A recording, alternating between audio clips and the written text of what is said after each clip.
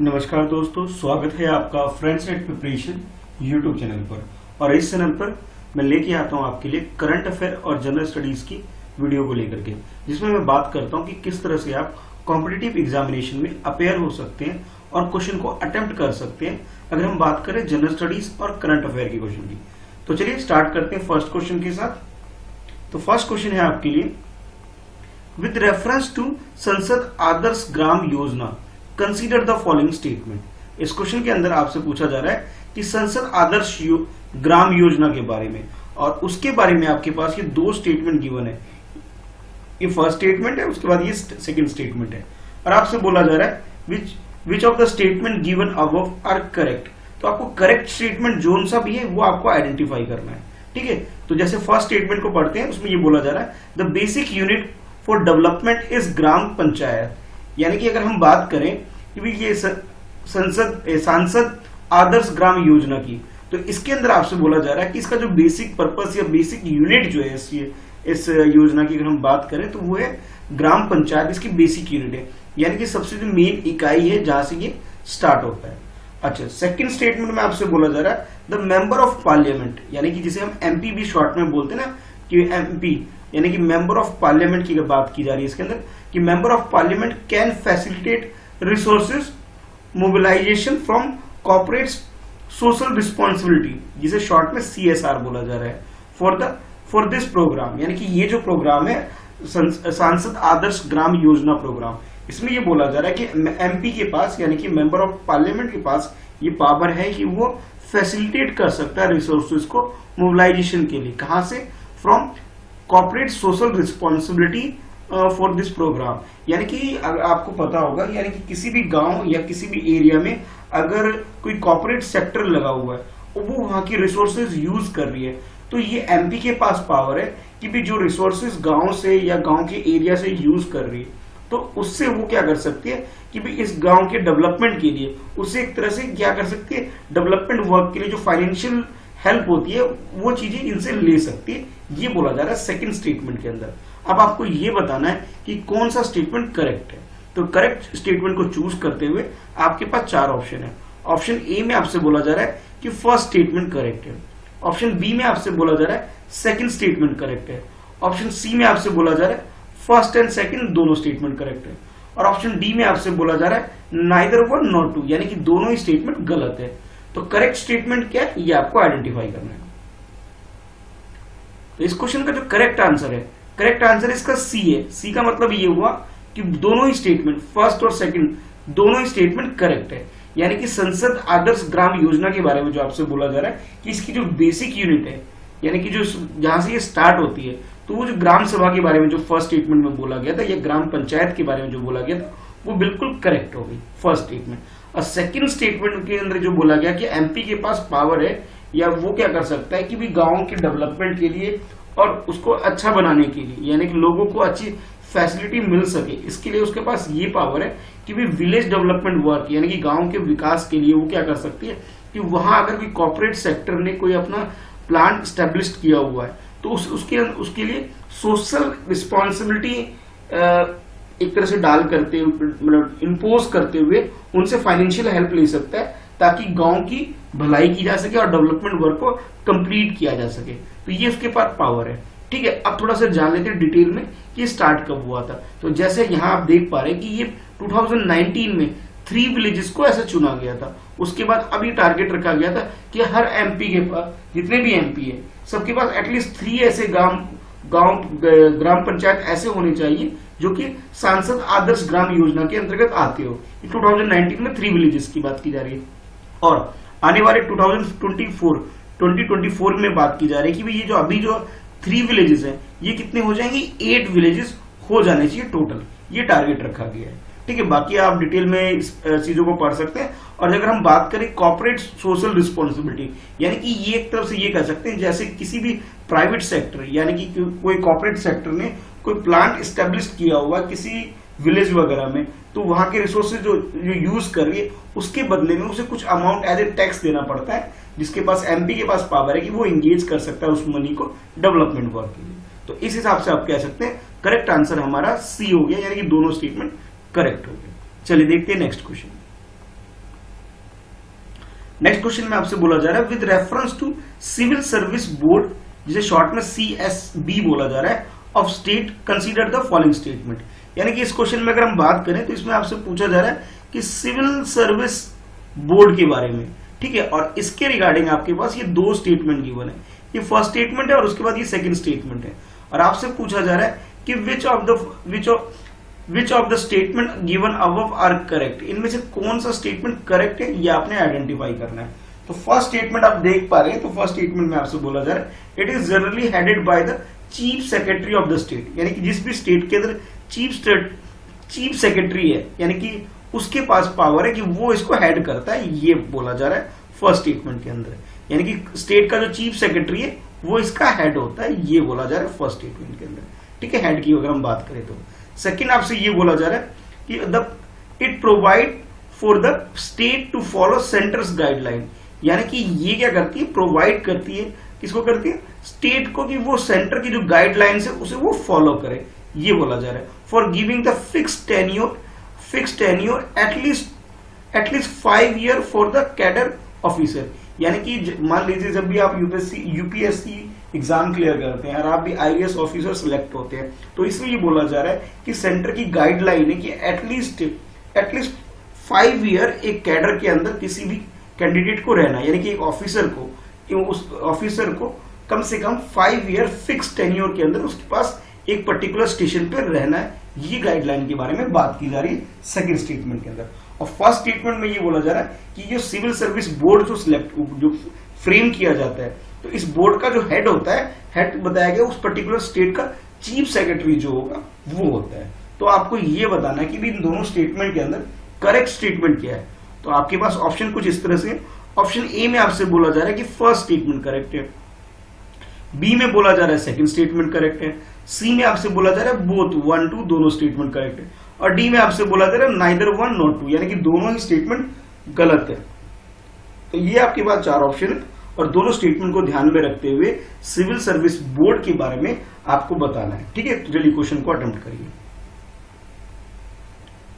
तो इस क्वेश्चन का जो करेक्ट आंसर है यानी कि फर्स्ट ऑप्शन, यानी ए ऑप्शन आपका करेक्ट है, यानी कि जो फर्स्ट स्टेटमेंट है वो करेक्ट है। यानी कि ये जो बोला गया था, इसका जो हेड होता है वो कौन होता है, चीफ सेक्रेटरी होता है। यानी कि पर्टिकुलर किसी भी स्टेट की हम बात करें हमारी कंट्री के अंदर, तो स्टेट के अंदर जो भी चीफ सेक्रेटरी होता है, जो भी चीफ सेक्रेटरी होगा वो सिविल सर्विस बोर्ड का हेड होगा, ठीक है, ये बोला जा रहा है। अच्छा, इस बोर्ड में बाकी मेंबर की अगर हम बात करें तो इसमें ये तो हमने पहले बात कर ली कि चीफ सेक्रेटरी इसका हेड या फिर चेयरमैन होगा।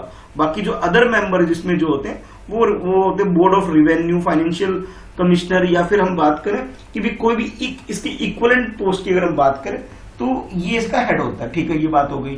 अच्छा, और जो टेन्योर की अगर हम बात करें, जो इस क्वेश्चन में आपसे सेकंड स्टेटमेंट में बोला जा रहा था कि एटलीस्ट 5 ईयर का टेन्योर होना चाहिए, ये गलत है। ये 5 ईयर का नहीं बल्कि सिर्फ 2 ईयर का टेन्योर होता है। यानी कि एक पर्टिकुलर स्टेशन के ऊपर एक पर्टिकुलर ऑफिसर की हम बात करें तो कम से कम 2 साल उसको वहां बिताने हैं, ठीक है। जो आपसे सेकंड स्टेटमेंट में आपसे बोला गया था कि भी ये 2 साल नहीं 5 साल बिताने, ये गलत हो गया। यानी कि फर्स्ट स्टेटमेंट करेक्ट है हमारा, सेकंड स्टेटमेंट गलत है, ऑप्शन ए हमारा करेक्ट आंसर हो गया। अब ये क्वेश्चन इसलिए पूछा जा रहा है, अभी रिसेंटली पंजाब गवर्नमेंट ने 3 मेंबर्स को सिविल सर्विस बोर्ड से ट्रांसफर कर दिया है, और उनकी ट्रांसफर से लेकर, यानी कि मैं ये बोल सकता हूँ कि 3 IAS ऑफिसर के ट्रांसफर को लेकर क्या इश्यू अभी क्रिएट हो गया है, जिसकी वजह से ये क्वेश्चन आपके लिए फ्रेम किया गया, और ये टॉपिक काफी बर्निंग टॉपिक आपके लिए हो गया है, ठीक है। चलिए देखते हैं अब नेक्स्ट क्वेश्चन। नेक्स्ट क्वेश्चन आपसे पूछा जा रहा है which of the following are valid condition, कि आपको इनमें से वैलिड कंडीशन पता करना है। Which of the following are valid conditions a party has to satisfy for the national party, यानी कि हमारी कंट्री में जो भी इलेक्शन होते हैं तो इलेक्शन में कैसे डिसाइड होता है कि भी ये नेशनल पार्टी है या स्टेट पार्टी है, तो उसकी कंडीशन के बारे में यहाँ आपके पास ये 3 स्टेटमेंट गिवन है, ठीक है। ये फर्स्ट स्टेटमेंट है, ठीक है, और ये सेकंड स्टेटमेंट है, और इसके बाद नीचे थर्ड स्टेटमेंट है। तो 3 कौन कौन सी कंडीशन है उसके बारे में आपको बताया जा रहा है। तो फर्स्ट स्टेटमेंट में आपसे बोला जा रहा है कि 10% valid vote polled in any 4 or more state of a general election to the Lok Sabha और द स्टेट लेजिस्लेटिव असेंबली, कि ये बोला जा रहा है कि स्टेट का जो इलेक्शन होता है, या फिर हम लोकसभा की बात करें या स्टेट लेजिस्लेटिव असेंबली, इन दोनों में से किसी भी अगर हम बात करें, या तो आप लोकसभा की बात कर लीजिए जिसमें प्राइम मिनिस्टर का सिलेक्शन होता है, एक तरह से आप कह सकते हैं, या फिर हम बात करें ये स्टेट लेजिस्लेटिव असेंबली की बात करें, तो उस इलेक्शन के अंदर इसके पास एटलीस्ट 10% वोट होना चाहिए, यानी कि जितनी भी वोटिंग होती है उस वोटिंग का 10% वोट उस पर्टिकुलर पार्टी के पास होना चाहिए, और वो एनी 4 स्टेट के अंदर उसकी 4 स्टेट के अंदर उनकी गवर्नमेंट होनी चाहिए, या फिर क्या यूं कहेंगे कि 4 डिफरेंट स्टेट के अंदर, यानी 4 अलग अलग राज्यों में वो जनरल असेंबली में पार्टिसिपेट करें। लोकसभा से उसके मेंबर्स होने चाहिए, यानी कि मेंबर ऑफ पार्लियामेंट जो होंगे उसके 4 डिफरेंट स्टेट से होने चाहिए, और 10% वोट की बात की जा रही है फर्स्ट स्टेटमेंट के अंदर। सेकंड स्टेटमेंट में बोला जा रहा है 2% of all Lok Sabha seat in the last such election, कि मतलब कम से कम जितने भी हमारी कंट्री में लोकसभा में सीट है, तो एटलीस्ट कम से कम इसमें लोकसभा सीट इलेक्शन की हम बात करें, कम से कम 2% वोट तो उनकी 2% सीट तो होनी चाहिए, यानी कि जितनी भी टोटल सीट है हमारी कंट्री में एमपीज की, उसमें से कम 2% सीट होनी चाहिए। अच्छा, उसके बाद हो रहा है with MP elected from the at least 3 state, और जो एमपी होंगे वो कम से कम 3 स्टेट में इलेक्ट हुए हों। फर्स्ट कंडीशन में आपसे ये बोला जा रहा है 10% वोट होना चाहिए, और इसके अलावा 4 डिफरेंट स्टेट में वो अपने आप को रिप्रेजेंट करते हो, चाहे स्टेट के लोकसभा इलेक्शन की बात कर लीजिए या फिर लेजिस्लेटिव असेंबली की बात कर लीजिए। सेकंड स्टेटमेंट के अंदर आपसे बोला जा रहा है कि एटलीस्ट 2% टोटल सीट का होना चाहिए, यानी कि लोकसभा इलेक्शन जो होता है उसके अंदर जितनी भी सीट होती है उसका 2% होना चाहिए। जैसे 543 के अराउंड हमारी कंट्री में टोटल सीट है, ठीक है, 40+ बोल दीजिए आप, ठीक है, इतनी सीट है हमारी कंट्री के अंदर, तो एटलीस्ट 2% इसका वोट होना चाहिए, ठीक है। और इसके अलावा जो इसके एमपीज होंगे वो 3 स्टेट को रिप्रेजेंट करने वाले होने चाहिए, यानी कि 3 डिफरेंट स्टेट से इनके एमपी इलेक्टेड होने चाहिए, सेकंड स्टेटमेंट में बोला जा रहा है।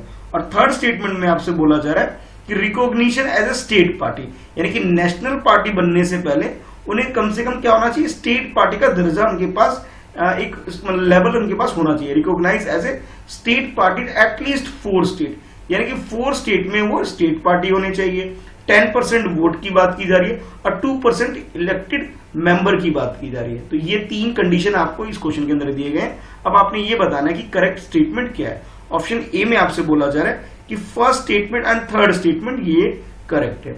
ऑप्शन बी में आपसे बोला जा रहा है second and third statement correct है, और सी में आपसे बोला जा रहा है कि फर्स्ट एंड सेकेंड करेक्ट है, और डी में आपसे बोला जा रहा है ऑल 3 स्टेटमेंट, यानी फर्स्ट सेकेंड थर्ड तीनों ही स्टेटमेंट करेक्ट है। तो करेक्ट स्टेटमेंट क्या है आपने ये बताना है। तो क्वेश्चन को अटेम्प्ट करिए इन तीनों कंडीशन को ध्यान में रखते हुए। किसी भी स्टेट पार्टी को नेशनल पार्टी कैसे क्वालिफाई होता है उसके बारे में क्वेश्चन आपसे पूछा जा रहा है, ठीक है। तो क्वेश्चन को अटेम्प्ट करिए। तो इस क्वेश्चन का जो करेक्ट आंसर इसका बी है। बी का मतलब ये हुआ कि सेकेंड एंड थर्ड स्टेटमेंट जो है ये करेक्ट है, यानी फर्स्ट स्टेटमेंट गलत हो गया। और फर्स्ट स्टेटमेंट की गलत होने की सिंपल सा एक रीजन ये है, जो यहाँ पे आपसे बोला गया था 10%, फर्स्ट स्टेटमेंट के अंदर 10% बोला गया था, ये 10% जो बोला गया ये गलत हो गया, बल्कि 10% नहीं बल्कि 6% टोटल वोट होना चाहिए, यानी टोटल जितनी भी वोट पड़ती है हमारी कंट्री के अंदर उस वोट का कम से कम 6% वोट उस पार्टी के पास, जिस पार्टी के पास होगी उस पार्टी को हम नेशनल पार्टी के रूप में रिकॉग्नाइज कर सकते हैं। लेकिन सिर्फ ये एकमात्र या ओनली कंडीशन नहीं है, इसके अलावा कुछ और कंडीशन भी। ये तो फर्स्ट कंडीशन है कि लोकसभा इलेक्शन में 6% सीट वोट होने चाहिए। सेकंड कंडीशन ये है कि 2% सीट होनी चाहिए लोकसभा इलेक्शन के अंदर। अच्छा, और उसके अलावा ये बोला जाए कि ये जो पार्टी होगी कम से कम 4 डिफरेंट स्टेट पर रिप्रेजेंट करते हुए होना चाहिए, और 3 डिफरेंट स्टेट से इनके मेंबर्स होने चाहिए, यानी कि मेंबर ऑफ पार्लियामेंट का जो इलेक्टेड होंगे वो एटलीस्ट 3 स्टेट से होने चाहिए कम से कम, और 4 स्टेट में इनकी पार्टी इलेक्शन में पार्टिसिपेट करती हुई होनी चाहिए, जो मेंबर ऑफ पार्लियामेंट की अगर हम बात करें तो। और 6% क्या होना चाहिए, टोटल वोट का 6% इनके पास वोट इनके फेवर में पड़ना चाहिए। अगर ये सारी कंडीशन कोई भी पार्टी सेटिस्फाई कर देती है तो हम बोल सकते हैं कि वो पार्टी नेशनल पार्टी के लिए क्वालिफाई कर जाती है, ठीक है। चलिए, यानी कि करेक्ट आंसर हमारा बी हो गया। चलिए देखते हैं नेक्स्ट क्वेश्चन। तो नेक्स्ट क्वेश्चन में आपसे पूछा जा रहा है with reference to the Ahom kingdom, ठीक है। अहोम किंगडम के बारे में आपसे पूछा जा रहा है कंसीडर द फॉलोइंग स्टेटमेंट। तो ये आपके पास फर्स्ट स्टेटमेंट है, ये आपके पास सेकंड स्टेटमेंट है। ठीक है, फर्स्ट स्टेटमेंट में आपसे बोला जा रहा है in the Asian period, Asian period की बात की जा रही है, हिस्ट्री का भी क्वेश्चन आप बोल सकते हो इस तरह से, इन Asian period this kingdom rule over the state of Assam, यानी कि अहोम किंगडम की हम बात करें तो ये बेस्ड है असम, यानी कि हमारी कंट्री में जो नॉर्थ ईस्ट में स्टेट है असम, ये वहां से बिलोंग करती है और वहां इन्होंने राज्य किया था। ठीक है, यानी कि जो इनका जो एक तरह से एरिया आप कह सकते हो जहां पे इन्होंने रूल किया था, वो एरिया के बारे में बताया जा रहा है कि असम के अंदर था। अच्छा, सेकंड आपसे ये बोला जा रहा है the ruler of Ahom kingdom followed Buddhism, यानी कि ये जो किंगडम था ये क्या फॉलो करता था, बुद्धिज्म को फॉलो करता था, ये आपसे बोला जा रहा है। फर्स्ट में ये बोला जा रहा है कि ये अहोम किंगडम असम से बिलोंग करता है, सेकंड में आपसे बोला जा रहा है बुद्धिज्म को फॉलो करते थे ये लोग। ठीक है, तो ये दो स्टेटमेंट आपके पास है और आपको अब आइडेंटिफाई करना है कि करेक्ट स्टेटमेंट क्या है इसके अंदर। क्वेश्चन आपको समझ में आ गया होगा, अब क्वेश्चन को अटेम्प्ट कर लीजिए। ऑप्शन में बोला जा रहा है कि फर्स्ट ऑप्शन में कि फर्स्ट यानी कि फर्स्ट स्टेटमेंट करेक्ट है ऑप्शन ए के अंदर, ऑप्शन बी के अंदर सेकंड स्टेटमेंट करेक्ट बताया जा रहा है, सी के अंदर आपसे बताया जा रहा है कि बोथ 1 और 2 दोनों स्टेटमेंट करेक्ट है, और डी के अंदर आपसे बताया जा रहा है नाइदर 1 नॉर 2, यानी कि दोनों में से कोई सा भी स्टेटमेंट करेक्ट नहीं है। तो करेक्ट स्टेटमेंट क्या है अब आपको अटेम्प्ट करना है। ठीक है, चलिए अटेम्प्ट करिए।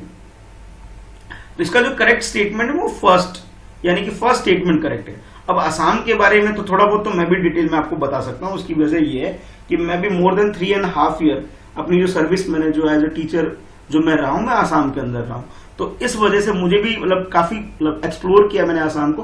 तो अहम जो डायनेस्टी थी अपने टाइम पे, ये आसाम के अंदर जो थी, आसाम के अंदर जो अपर आसाम है, यानी कि अगर आप आसाम के मैप को अगर समझ पा रहे हैं तो ये टी शेप में कुछ इस तरह से आसाम का मैप अगर आप देखेंगे कुछ इस तरह से आपको मिलेगा।